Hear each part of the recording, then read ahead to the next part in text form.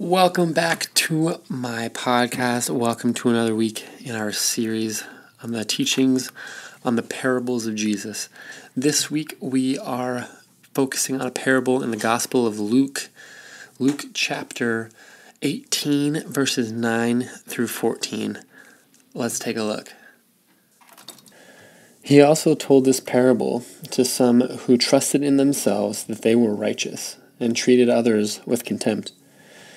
Two men went into the temple to pray, one a Pharisee and the other a tax collector. The Pharisee, standing by himself, prayed thus: God, I thank you that I am not like other men, extortioners, unjust, adulterers, or even like this tax collector. I fast twice a week.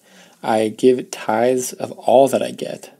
But the tax collector, standing by himself, would not even lift up his eyes to heaven, but beat his breast, saying, God, be merciful to me, a sinner.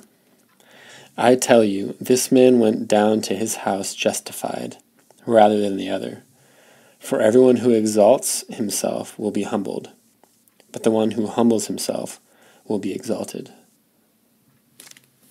Now, it's not uncommon for us to see what we now see as pretty serious warnings from Jesus about boasting in one's faith, especially a faith that one doesn't actually even possess. Here we find Jesus speaking with a group of Pharisees, which also was pretty common because this was a pretty religious group of men. And now, I think that this group of men often would get a bad rap. This was a group of men who were doing their best to follow the law of Moses and to encourage others to do so as well. But they may have gone just a little bit too far. The problem here, though, is that we are so ready to cast them as villains when we forget that it's not infrequent that we should be cast in the same role as them. Now remember that as we continue on in this conversation. Right before this parable in Luke, we find another parable where Jesus expresses that we should be persistent in our prayers, which is really interesting as we read this parable where we find two men praying, but they are two very different prayers.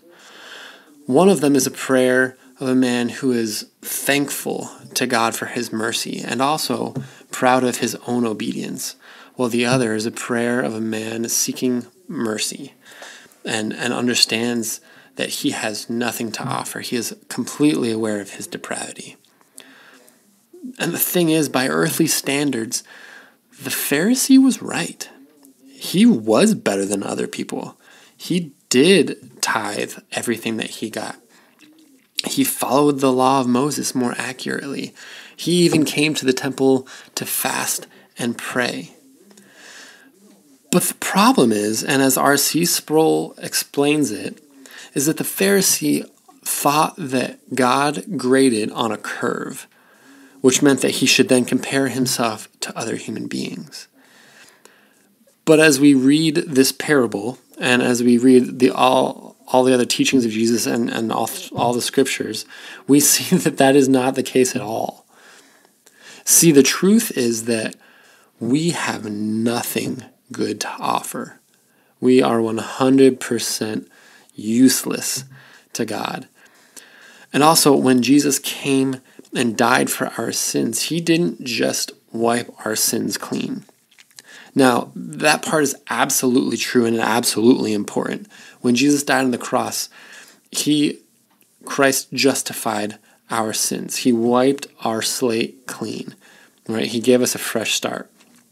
However, he didn't just come and die and be raised from the dead. He also lived a perfect life. And he did that because he doesn't just justify our sins, but he also imputes his perfect life unto us. That means that he lived a perfect life and he gives us the credit for us, right? It means that in the end, in judgment, we won't just be able to say, hey, look, I don't have any sins, but we'll also be able to point and say, I also have a perfect life. But it is not by our own power.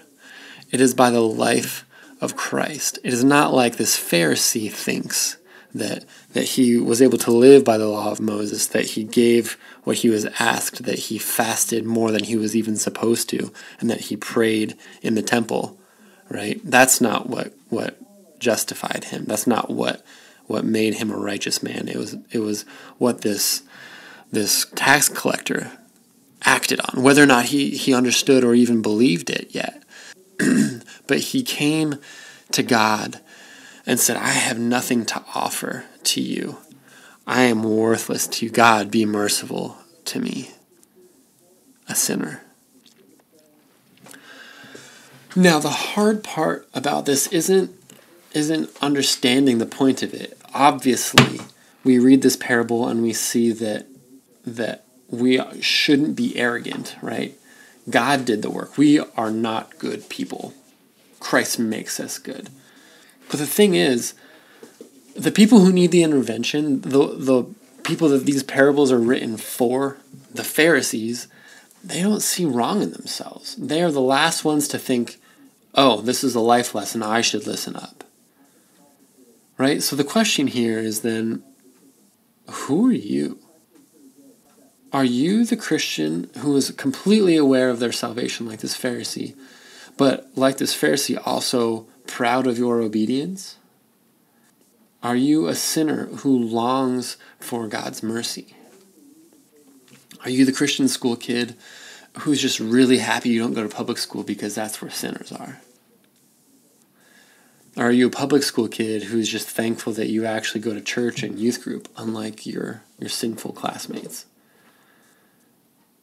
Are you so screwed up that you're embarrassed to even be here because it feels like everyone is staring at you, judging you for your own actions?